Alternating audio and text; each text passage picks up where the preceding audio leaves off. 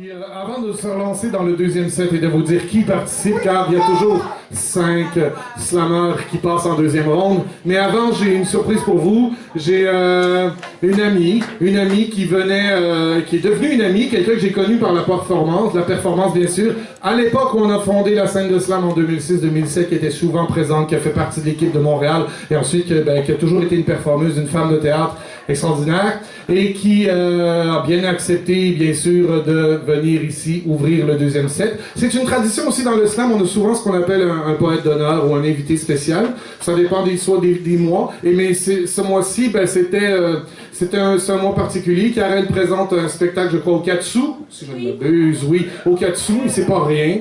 Donc, elle présente un spectacle, bien sûr, avec des textes de elle, avec une mise en scène et tout. Alors, pour vous en parler, vous en parlera. Il va vous faire des poèmes, bien sûr.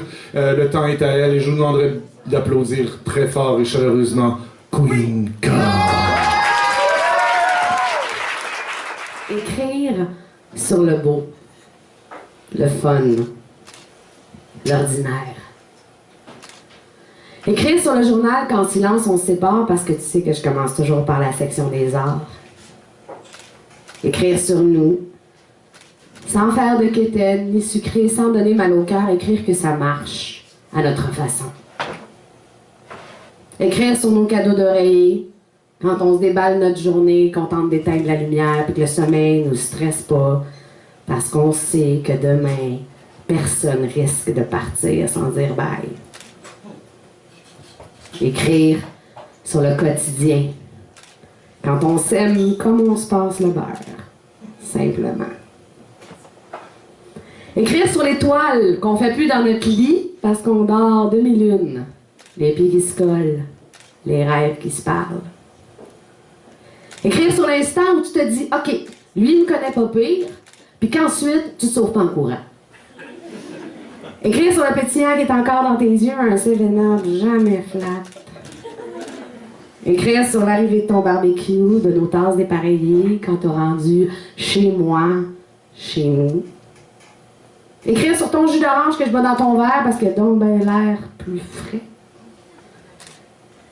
Écrire sur l'engagement. Changer le nom du compte d'hydro. Écrire que la seule chose qui switch après 3 mois, ben c'est nos brosses à dents.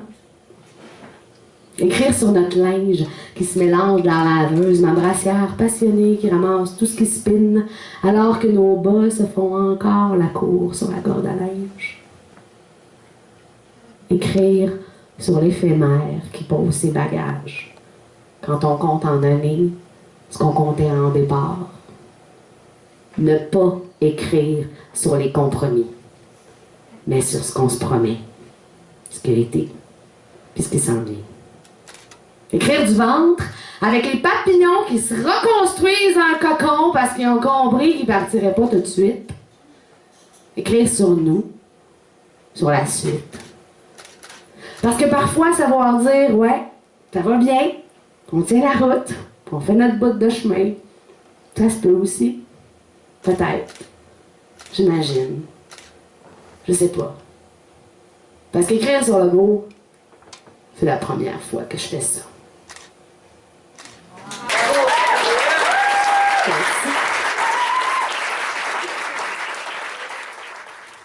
Frère de langue, tu n'es pas complètement affranchi et tu sembles fatigué. Peut-être aurais-je une épaule sur laquelle tu pourrais reposer tes rêves. Car tu te bats contre un adversaire qui n'en est plus un.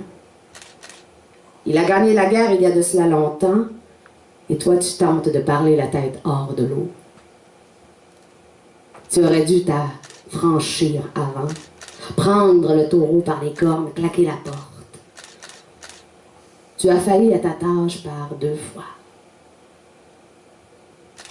Et aujourd'hui, tu vis sous la reine. Le sud t'aveugle de ses étoiles et ton bras peine à porter le lys.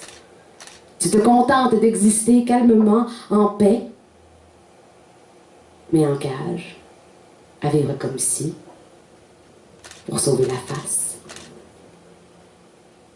Tant qu'on ne le voit pas, existe-t-il l'abattoir? Et tu marches la tête haute, mais le reste bas. Et quand dans des élans de révolte soudain tu hausses le ton, tu montres le point, de ton combat tu omets toujours des joueurs. Tu oublies les Canucks d'ici, ceux pour qui il existe déjà le pays.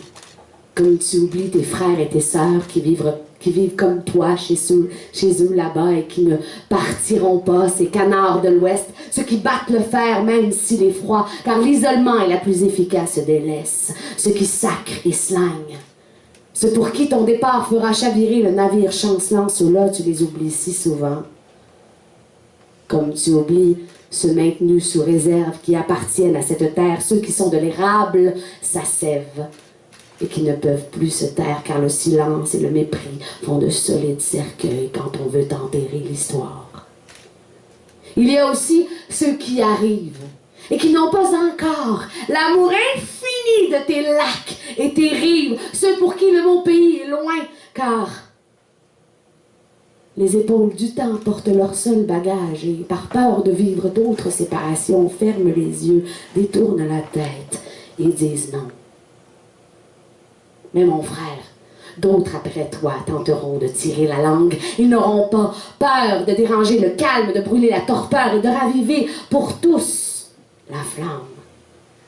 Quand l'espoir et la fierté savent faire pousser des rêves, alors, mon frère, si tu dois nous quitter avant, je t'en prie, prends garde quand ils t'enterreront et assure-toi que tes racines ne donnent pas au vent.